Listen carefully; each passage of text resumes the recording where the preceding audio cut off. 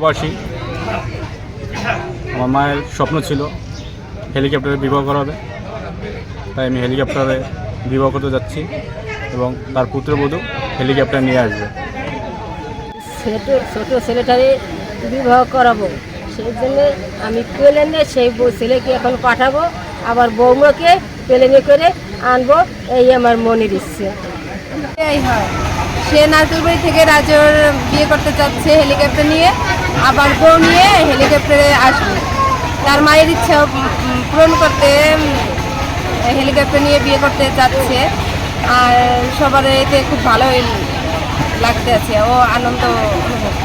মিলনচন্দ্র মধু সেই শুভ বিবাহে হেলিকপ্টারে বর যাবে আসবে রাজর থানা।